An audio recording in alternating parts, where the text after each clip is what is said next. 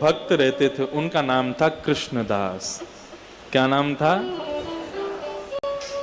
तो कृष्णदास जो थे,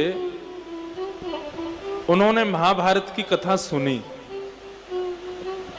महाभारत में एक जगह भीष्म पितामह कहते हैं, यदि कोई व्यक्ति एक सद नियम का पालन, बहुत ध्यान से सुनना, यदि कोई व्यक्ति एक सद नियम का पालन 12 वर्ष तक अनवरत एक दिन भी बिना नागा किए यदि कर ले, जैसे कि आपने एक सद नियम धारण किया, क्या? प्रातःकाल उठते ही पहले साईं को स्मरण करूंगा, साईं का वंदन करूंगा, साईं की गोद में विराजमान मेरी राधिका, मेरे श्यामजू, मेरे रघुनाथ जी, मेरी जानकी जी, उनका स्मरण करूंगा, तभी कुछ अन्न जल ग्रहण कर लूंगा। ये एक सद नियम है आपका। इस सद नियम का यदि पालन 12 वर्ष तक अनवरत बिना एक दिन भी नागा किए यदि आपने कर लिया, तो 12 वर्ष के बाद 13वें वर्ष का जब पहला दिन शुरू होगा, उसमें अनुभूति ये होगी कि आप नेत्र बंद करके जिनका दर्शन करते थे, अब नेत्र खोल के भी उनका दर्शन कर पाओगे। वो सिद्धि प्राप्त हो जाएगी। आप ठाकुर जी का दर्शन कर सकते हो जहां चाहो, जैसे ये एक सिद्धि बता रहा हूं मैं आपको। 12 वर्ष तक एक सिद्धि का प्रयोग करो, एक अपने नियम का रोज पालन करो, एक दिन भी नागा नहीं हो जाए, बस 13वां वर्ष ऐसा होगा, आप चाहोगे कि मुझे यहां ठाकुर जी दिख जाएं, तो आपको वहीं ठाकुर जी दिख जाएंगे।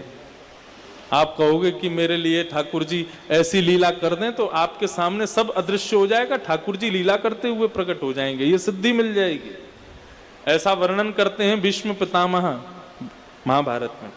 तो कृष्णदास जी ने ये बात सुनी। ये बात सुन करके श्री कृष्णदास जी एक नियम बनाया। क्या? मैं रोज पुष्प तोड़ के माला बनाऊंगा और माला बना करके रोज ठाकुर जी के चरणों में अर्पित करूंगा, रोज ठाकुर जी को पहनाऊंगा। किस भाव से? मेरा भाव यह है कि 12 वर्ष जिस दिन पूरे हों, 13वें वर्ष के पहले दिन मैं माला लेकर के ठाकुर जी के पास नहीं जाऊं, ठाकुर जी मेरे पास आके माला पहन लें। ये मेरा एक सद नियम, ठीक है। नियम शुरू हुआ। नंदगांव में रहते थे, रोज पुष्प की माला बनाते और रोज जाकर के ठाकुर जी को अपने हाथों से पहना देते और रोज कहते, लाला 10 साल रह गए, अब 9 साल रह गए, अब 8 साल रह गए, अब 5 साल रह गए, अरे अब तो 1 ही साल रह गया 12 वर्ष पूरे होने में, अब 5 महीने रह गए, 3 महीने, रोज ठाकुर जी को गिनवा के आते, अब इतने दिन रह गए, तुम मेरी कुटिया पे आओगे। 12वें वर्ष का अंतिम दिन था। बहुत तेज ज्वर चढ़ा था कृष्णदास को, बुखार, मूसलाधार बारिश सुबह सुबह हो रही थी। कृष्णदास जी ने फिर भी माला बनाई। बोले, अरे ये ज्वर, ये सब बीमारी हारी, ये सब तो मेरी परीक्षा लेने आई हैं, लेकिन मैं नहीं रुकूंगा।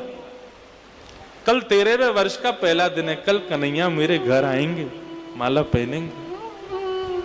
और सुंदर सी माला लेकर के गए और जाकर के कन्हैया के श्री अंग पे धरा के बोले, लाला आज मेरा नियम पूरा हो गया। 12 वर्ष में एक दिन भी मैंने नागा नहीं किया, रोज माला पहनाई। केवल एक ही इच्छा है, क्या?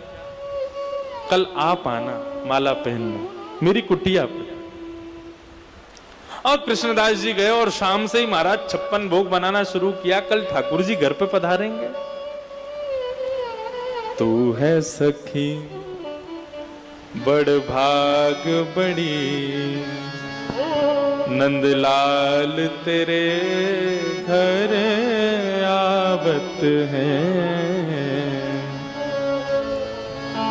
आप में से कितने लोगों के यहाँ पे ठाकुर जी की सेवा है? हाथ ऊपर करो। सबके घर है, तो सबके लिए हमारा ये पद आप लोगों के लिए है। और हमारे सोनू साईं, पुनीत साईं, हमारे बड़े साईं, संपूर्ण साईं परिकर को, जो अपने ठाकुर जी का श्रृंगार स्वयं करते हैं, जो अपने साईं की श्रृंगार स्वयं करते हैं, उनके लिए ये पद है। तू है सखी बड़ भाग बड़ी गोपाल तेरे घर आवत हैं।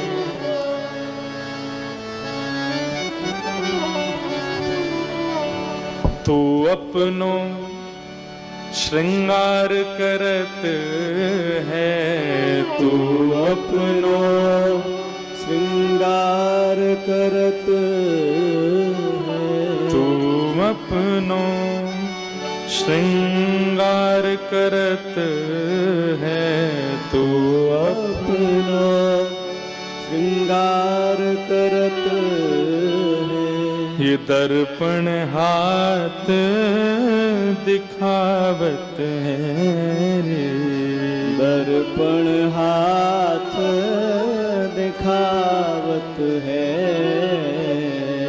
तू है सखी बड़ भाग बड़ी गोपाल तेरे घर आवत है।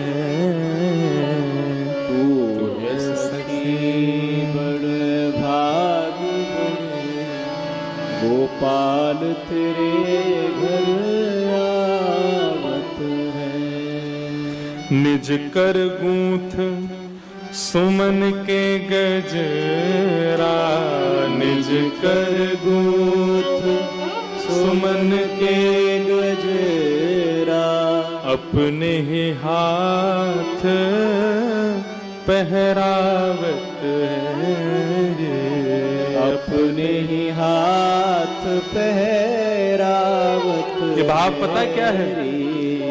जिनके भी घर ठाकुर जी विराज रहे हैं, जो अपने हाथों से ठाकुर जी की सेवा करते हैं, तो ऐसे लोग जब ठाकुर जी की निरंतर सेवा करते हैं तो ठाकुर जी वर्णन करते हैं, जिनके घर में मेरी निरंतर सेवा होती है, ऐसे मेरे अर्चक जब स्वयं का श्रृंगार करते हैं, जब स्वयं को दर्पण में देखते हैं, स्वयं के केश काटते हैं, स्वयं का श्रृंगार करते हैं, वो स्वयं नहीं करते, उनके हाथों में विराजमान होकर मैं ही उनका श्रृंगार करता हूँ, मैं ही उनके केश काटता हूँ, मैं ही उनको शीशा दिखाता हूँ, मैं ही उनको दर्पण कराता हूँ।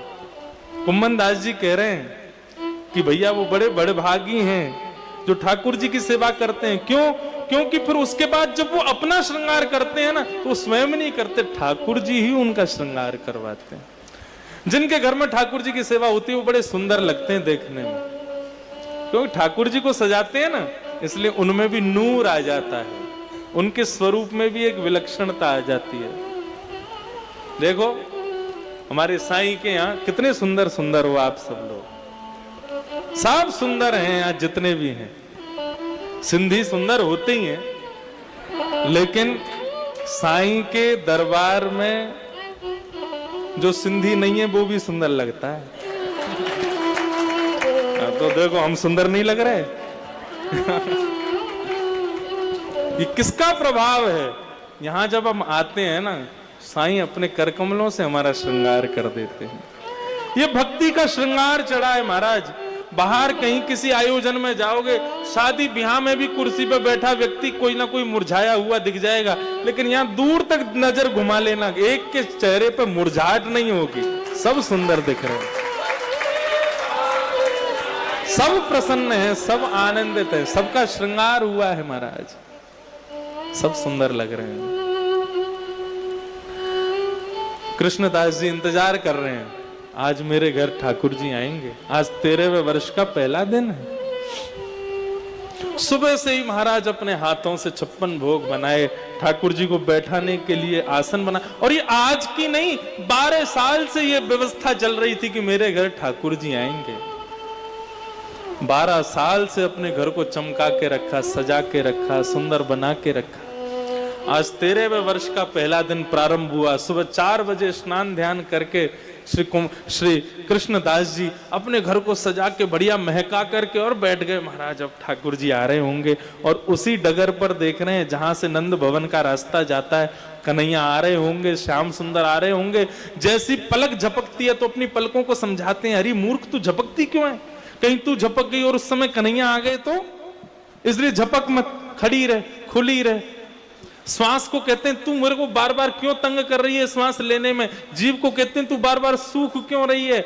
अपने संपूर्ण अंगों को समझा रहे हैं, बोले सावधान रहो, एक क्षण भी हमारे लिए 3 युग के समान बीत जाएगा यदि कन्हैया को नहीं देखा आते हुए तो। अरे इसके लिए तो 12 साल से इंतजार किया है, इसको तो जरूर देखेंगे। नेत्र खोल करके और एक टक देख रहे हैं उस मार्ग पर जहां से कन्हैया को आना है। अब तो महाराज 8 बज गए सुबह के, ठाकुर जी नहीं आए। मनी मन विचार करने लगे, बोले लाला यहाँ हमारे नायारो होगो कि अभी यशोदा मैया ने गोद में बैठा लिया होगो, माखन मिश्री खवा रही होगी, कछु खिला पिला के ब्यारू करा देगी, फिर आवेगो कन्हैया। 10 बज गए, ठाकुर जी नहीं आए। अरे कन्हैया को श्रृंगार है रो होगो, अभी श्रृंगार आरती होगी, शायद वाक्य बाद आ जाएगो। 12 बज गए। कृष्णदास जी मन में सोचने लगे कन्हैया को भूख बहुत जल्दी लगे आवे ना, राजभोग करके आवेगो। 1 बज गया। अरे सवेरे से श्रृंगार चल रहे हो, आदि आदि सब लोग मिलवे गए होंगे, थक गए होगो कन्हैया, सो जाएगो, उत्थापन में आवेगो, 4 बजे आ जाएगो। बार बार अपने मन को समझा रहे हैं कृष्ण आएंगे, कृष्ण आएंगे। शाम के 5 बज गए, कन्हैया नहीं आए। मन को समझाने लगे, अरे तू चिंता मत करे, लाला है सके रात को प्रसाद पाके फिर आवेगो, सबसे निवृत्त है कि आवेगो। रात्रि के 9 बज गए, शयन का समय हो गया। बोले अरे लाला बड़ो चतुर है, पूरे नंद भवन को सुला के जब सब सो जाएंगे तब आवेगो। अपने मन को समझा रहे हैं। रात्रि के 11 बज गए, नहीं आए कन्हैया। अब मन भी कहने लगा कृष्णदास कितना समझाएगा मुझको, तेरी भक्ति में कोई चूक रह गई। नहीं आए ठाकुर जी। अब मन को समझाने लगे 10 मिनट और, 15 मिनट और, 5 मिनट और, 2 मिनट और, अरे रुक तो जा, आ रहे होंगे। नहीं आए। रात्रि के 1 बज गए। जब ठाकुर जी नहीं आए तो कृष्णदास जी के नेत्र छलक पड़े। नाथ मेरी सेवा में कोई कमी रह गई, मैंने वर्षा का भी भान नहीं किया, जाड़ा है, गर्मी है, कभी किसी का विचार नहीं किया, समय से आया, रोज आपको माला पहनाई, आपसे कुछ मांगा नहीं प्रभु, केवल एक चीज मांगी कि मेरे यहां आकर के मेरे हाथ से माला पहन लो, एक क्षण पहन करके चले जाना, मुझे ये भी कोई उम्मीद नहीं कि आप बहुत देर बैठो। नहीं आए। उसी समय कृष्णदास जी ने अपने आंखों के आंसुओं को पोंछा और कहा ये सब भक्ति वक्ति सब विडंबना है, सब फालतू है, कुछ नहीं होता। यदि होता तो आज ठाकुर जी आते। और उसी समय अपने सब बोरिया बिस्तर बांध लिया, जितनी सामान थे सब धर लिया, अपनी कुटिया को जिसको 12 साल से सजाया था सबको तहस नहस कर दिया। तो नहीं रहना अब मुझे यहां। और अपना सारा सामान बांध करके निकल पड़े। 56 भोग जो ठाकुर जी को पवाने के लिए बनाया था उसको भी एक डलिया में बांध लिया और निकल पड़े। नंद भवन से प्रणाम करके जाने लगे। बोले भगवान होंगे तुम दूसरों के लिए, मेरे लिए आज से तुम भगवान नहीं हो। मेरे लिए आज से तुम्हारे लिए कोई जगह नहीं हृदय में। ऐसा सुना करके खड़ा खोटा बुरा भला बोल करके और जैसे ही नंदगांव से बाहर जाने लगे तभी बगल के वन से गायों का भयंकर झुंड दौड़ता हुआ आ रहा था और झुंड आकर के मार्ग को पार करके दूसरी तरफ जा रहा था। अब असंख्य गाय एक साथ मार्ग पार कर रही थी। कृष्णदास जी रुक गए, कहां जाऊं, इतनी सारी गैया कहां से आ गई भैया, इतनी गैया। देखने लगे कहां तक हैं गाय, रात्रि का समय तो देख रहे हैं, जहां तक दृष्टि पड़ रही है गाय गाय गाय। बोले इतनी गैया कहां से आ गई। खड़े 45 मिनट हो गए, गायों का झुंड अभी समाप्त नहीं हुआ। कृष्णदास जी एक पेड़ के नीचे बैठ गए। बोले अब कैसे जाऊं आगे, इन गायों ने आकर के जो है झुंड के झुंडों ने आकर के मेरा मार्ग रोक दिया। वहीं बैठ गए। बोले अब पता नहीं कब तक ये गैया जाएंगी, तब तक अपना नाश्ता भोजन कुछ कर लेता हूं। तो 56 भोग जो ठाकुर जी के लिए बनाया था उसको खोल करके जैसे ही बैठे, उन गायों के झुंड में से ऊंची धोती पहने हुए, बगलबंदी पहने हुए, सिर पर एक स्वाफा बांधे हुए और गैया हाँकने वाले एक डंडा को अपने कंधे पर लटकाए, दोनों हाथ उस पर ऐसे डाले और नन्हा सा एक ग्वारिया बाबा की तरफ आया। कानों में 2 कुंडल पहने हैं, पूरे अंग पर गौरज और गौ गोवर छिटके पड़े हुए। बाबा कृष्णदास जी ने उसको देखा, बहुत सुंदर बालक। हाँ भैया, अरे राम राम, कहां जा रहे हो? अरे भैया कहां जा रहा हूं वो तो सब बाद में बताऊंगा, आजा लाला बैठ जा। ग्वारिया बैठ गया। बोले ये बताइए कौन की गैया है? बोले बाबा ये मेरे गौशाला की गैया है। और कितनी गैया है? बहुत है बाबा, 9 लाख गाय हैं। और 9 लाख? हमने तो कभी नंदगाम में 9 लाख गाय देखी नहीं। बोले बाबा तुम नंदगाम में, हमने कभी ना देखे। कहां रहे हो? बाबा बोले मेरा तो एक ही नियम था, एक ही बार घर से निकलता था, नंद भवन जाके माला पहना था, उसके अलावा नंदगांव में रहा नहीं, इसलिए देखा नहीं। अच्छा बाबा, अब कहां जा रहे हो रात में? बोले अब तो को कहा बताएं, 12 साल से या कन्हैया को अपने हाथन से बनाई माला पहना रहे, और एक ही इच्छा थी 13 साल में पहले दिन में हमारे घर आके माला पहन ली हो। लेकिन ये तो कपटी है ना, माखन चोर है। जो गोपियन को ना भयो मेरो कांते है जाएगो। ये तो केवल विरह देना जानता है, प्रेम तो इसके हृदय में ही नहीं, पत्थर हृदय है इसका नंद नंदन का। जो मैं ऐसा जानती प्रीत किए दुख होए, नगर ढंडोरा पीटती प्रीत ना करियो कोई। भैया तो को भी बता दूं, यदि तू या नंद के लाला को भगत है या कुछ छोड़ दे, कोई काम को ना है, केवल या कि हाजी हजूरी करो, यही में या कुछ सुख है, ये कभी पलट के दर्शन ना दे। अच्छा बाबा इतनी बुराई मत करो, ये तो बताओ अब कहां जा रहे हो? बोले अब कहीं जामेंगे, कहीं और जाके रहेंगे, यहां से चले जाएंगे, बरसानो जाएंगे, राधा रानी की शरण में रहेंगे, उनके चरण में रहेंगे। बोले अच्छा, ले तू भी कछु खा ले, ये 56 भोग बनाए वाके काजे, तू भी खा ले। बाबा मेरे हाथ तो मैले है रहे, गोबर लग रहा, आप अपने हाथन से कवाए दो। कृष्णदास स्वयं खामे और अपने हाथ से उस ग्वारिया को खिला दें, स्वयं खामे फिर उसको खिला दें, स्वयं खामे फिर उसको खिलाएं।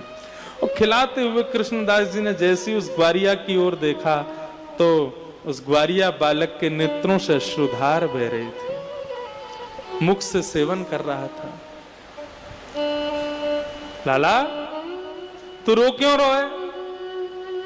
बोले बाबा मैं हमारे रो रहे हूं कि तुमने आज मुझको माला नहीं पहनाई।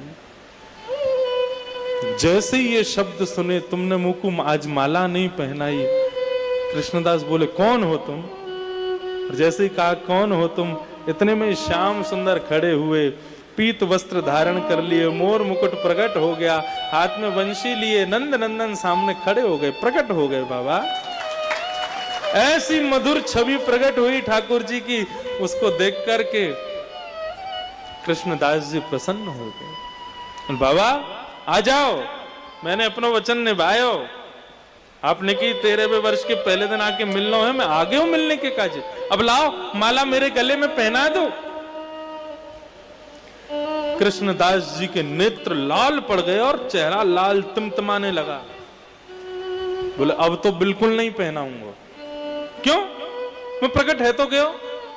बोले तुमने मेरे बुलाने से तुम प्रकट नहीं हुए हो। क्यों प्रकट हुए हो?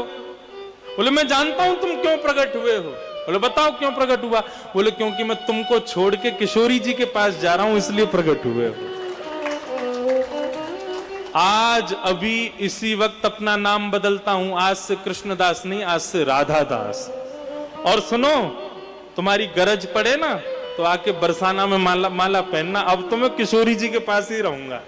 आप तो ठाकुर जी उनको पकड़े और कृष्णदास जी हाथ छुड़ा के दौड़ करके सीधे बरसाना गए और मन में विचार करने लगे, जिन किशोरी जी के यहां जाने का मन बनाने मात्र से श्याम सुंदर प्रकट हो गए, उन किशोरी जी की शरण में रहूंगा तो ये तो नित्य चाकरी करवे आवे वो, वहां पे नित्य दर्शन करावे वो। तो इसलिए भैया श्रवणम कीर्तनम विष्णु स्मरणम, और ये जो चौथा है ना पाद सेवन, यदि ठाकुर जी की चरण सेवा चाहिए तो किशोरी जी की शरण में चले जाओ, किशोरी जी की शरण ग्रहण कर लो। मैं गाता हूं अपनी कथा में, मोहे तो भरोसो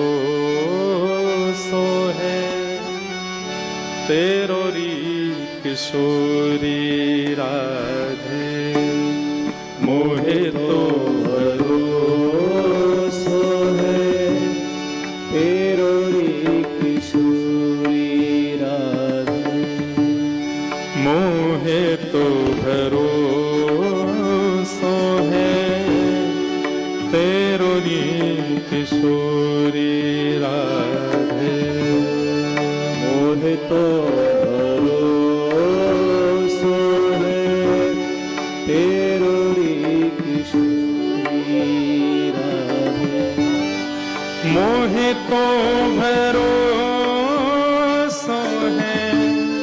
तेरो री किशोरी राधे, मोहे तो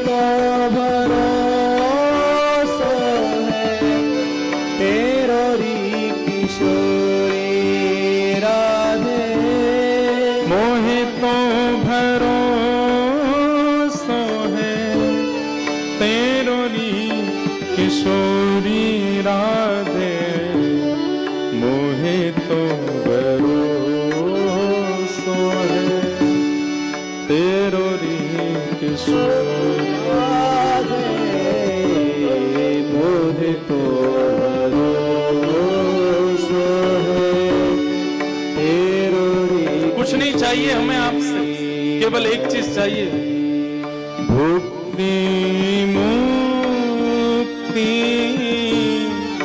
नामागत केवल, भुक्ति मुक्ति नामागत केवल, भुक्ति मुक्ति नामागत केवल, भुक्ति मुक्ति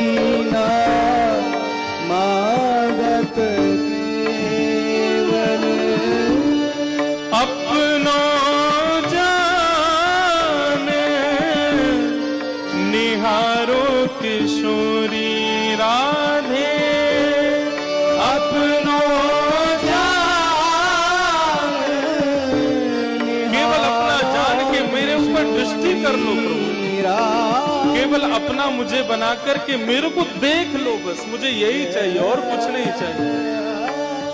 अपनो जान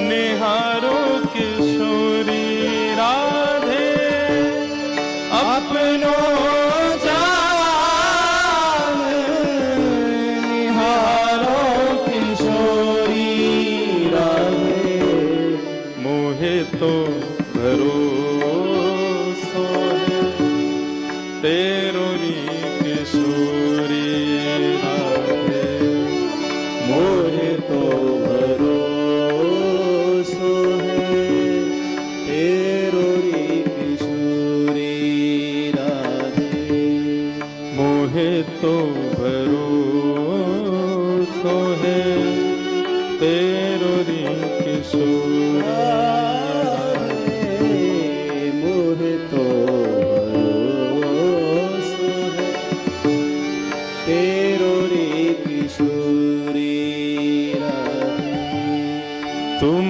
केर पालो सरकार हमारी राधे, तुम केर पालो सरकार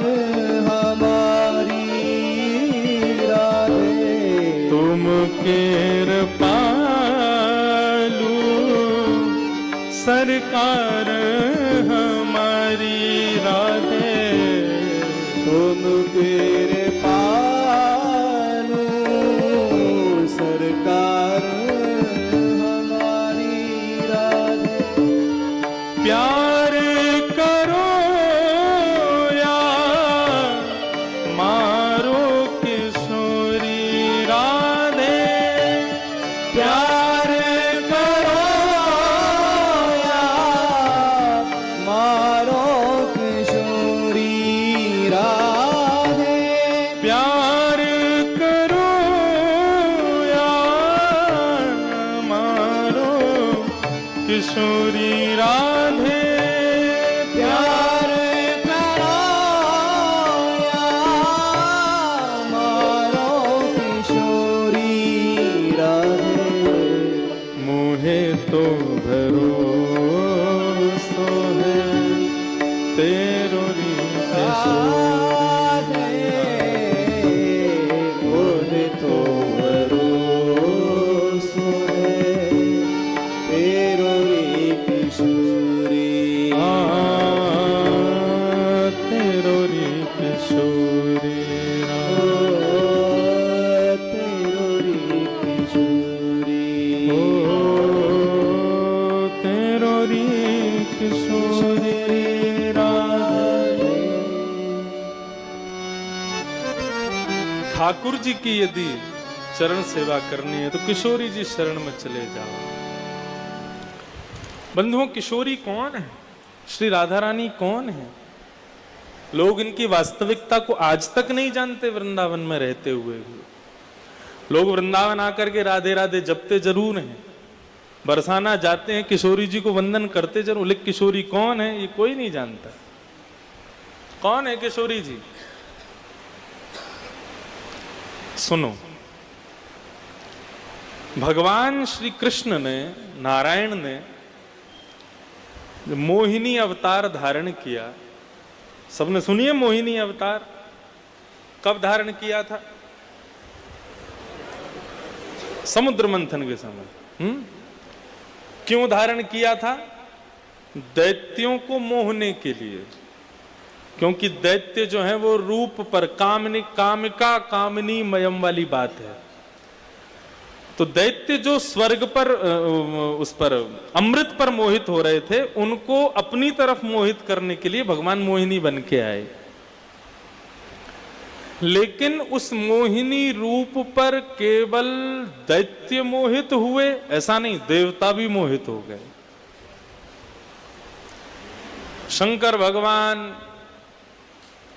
चंद्रमा, वायु, पवन देव, वरुण, इंद्र सब मोहित हो गए उन पर। सबको ऐसा लगने लगा हम इनसे ब्याह कर लें, इतनी सुंदर बन के ठाकुर जी आए। एक देव मोहित नहीं हुआ, सूर्य। सब मोहिनी रूप पर मोहित हो गए कि हम इनसे ब्याह कर लें, लेकिन सूर्य के मन में यह भावना प्रकट हुई, इतनी सुंदर, इतनी सुकुमारी, इतनी पवित्र कन्या यदि मेरे घर में पुत्री बनकर के आ जाए तो मैं धन्य हो जाऊं। उनका भाव ऐसा हुआ। मोहिनी ने किसी देवता के प्रति अपने उद्भाव प्रकट नहीं किए, लेकिन जैसे सूर्य के मन में आया कि ऐसी बेटी मेरे यहां पर पुत्री बनकर के आवे, मोहिनी ने सूर्य को देखा और सूर्य की ओर देखते हुए मोहिनी भगवान बोले, आपकी इच्छा पूर्ण होगी सूर्य। आप अभी त्रेता में एक राजा बनकर के आएंगे, उनका नाम मुझे स्मृति में नहीं है। उस राज्य रूप में तुम हमारी खूब तपस्या करना, और उसी तपस्या का फल होगा कि आप द्वापर में वृषभानु बनकर के आएंगे। भानु का मतलब क्या होता है? सूर्य। तो वृषभानु जी आपका प्रादुर्भाव होगा, और जब आप वृषभानु बनकर के आएंगे तब हम वसुदेव के यहां कृष्ण बनकर के आएंगे।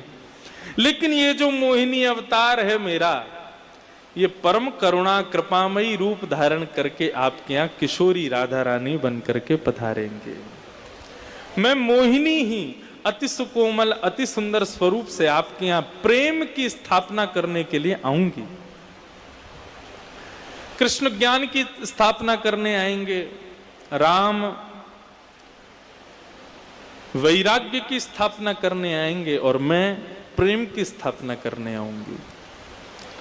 और ऐसा रूप धारण करके आऊंगी कि मेरा वास्तविक कृष्ण स्वरूप भी सदा सर्वदा मुझ पर मोहित ही रहेगा। लोगों पर कृपा करने के लिए, सब पर सहज करुणा करने के लिए मैं आपके यहां पुत्री रूप धारण करूंगी। मैं ही आपके यहां राधा रानी बन के आऊंगी।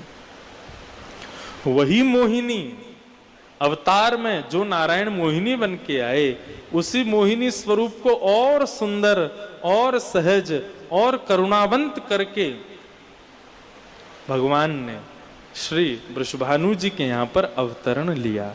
राधा रानी बनकर के ठाकुर जी पधारे और राधा रानी वहां बनकर के आए तो ऐसा राधा रानी जी के चरित्र में पढ़ा जाता है, बताया जाता है, राधा रानी महीनों तक ना तो रोई ना बोली, केवल नेत्र खोल करके मुस्कुराती हैं, बस मुस्कुराती हैं और देख करके फिर नेत्र बंद करके फिर सो जाती हैं, शयन में रहती हैं।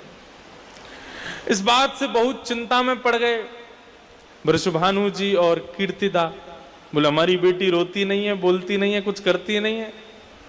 तो नारद जी महाराज को बुलाया, नारद जी से कहा कि हमारी बेटी सोती रहती है और जब नेत्र खोलती है मुस्कुरा के फिर सो जाती है, दूध पीती है फिर सो जाती है, आप कुछ करो, ये थोड़ी रोना तो शुरू करे, कुछ तो आवाज इसके मुख से निकले। नारद जी बोले मुझको लेके चलो अपनी लाली के पास। वृषभानु जी जब राधा रानी का दर्शन करने के लिए गए तो नारद जी जब राधा रानी का दर्शन करने गए तो स्वर्ण पालने में झूल रही हैं श्री किशोरी जी। किशोरी जी को जैसे ही देखा, उनकी सुंदर कांति को देख करके श्री नारद जी महाराज मोहित हो गए। अभी अभी नंदनंदन का दर्शन करके आए हैं ब्रजमंडल में, तो नारद जी वृषभानु जी को कहते हैं, बोले अभी अभी नंद के लाला को देख के आयो, आपके नंद के लाला और आपकी लाली राधा रानी में केवल इतना फर्क है, वो सांवरो ये गोरी है, नहीं तो दोनों की कांति एक सी है, बिल्कुल एक से हैं देखने में। नारद जी ने कही, हे वृषभानु जी आप थोड़ा न बाहर जाओ, मुझको एकांत में न मैं बात करूं। वृषभानु जी बाहर गए, तभी नारद जी महाराज श्री किशोरी जी के सामने हाथ जोड़ करके खड़े हो गए। हे किशोरी जी, अनंत नामों से किशोरी जी को पुकारा, लेकिन किशोरी जी नहीं उठी। लेकिन जैसे ही नारद जी ने कहा, ध्यान से सुनना, हे कृष्ण मनोहारिणी, जैसे ही कहा कृष्ण मनोहारिणी, कृष्ण मनोहारिणी शब्द सुनते ही किशोरी जी के नेत्र खुल गए। स्वर्ण जटित उस पालने में किशोरी जी उठ के बैठ गई, करताल बजाने लगी, ताली बजाने लगी, खिलखिल करके हंसने लगी। अब तो कृष्ण मनोहारिणी, कृष्ण मनोहारिणी, हे कृष्ण मनोहारिणी, इसी भाव को कहते हुए नारद जी महाराज नृत्य करने लगे और श्री राधा रानी करताल बजाने लगी, खिलखिल करके हंसने लगी। ये दृश्य वृषभानु जी ने खिड़की में से देख लिया और जैसे ये दृश्य देखा है, देख करके उस शब्द को याद कर लिया जो नारद जी कह रहे हैं। नारद जी महाराज के जाते ही राधा रानी पुनः शयनावस्था में चली गई। कीर्तिदा ने गोद में लिया, बोले मेरी लाली में कहा है गयो, ना रोवे ना बोले ना हंसे, कछु ना करे, केवल आंख खोल के हंसे, आंख खोल के मुस्कुरावे फिर सो जाए। वृषभानु जी बोले मुंह को दियो।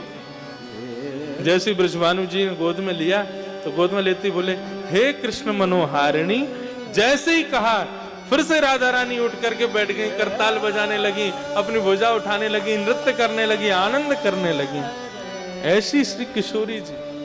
तो अब कभी भी बरसाने जाओ, क्या कहना है, हे कृष्ण मनोहारिणी। ये शब्द सुनते ही किशोरी जी प्रसन्न हो जाती हैं, आनंदित हो जाती हैं, उनको बहुत सुख मिलता है, बहुत प्रसन्नता होती है।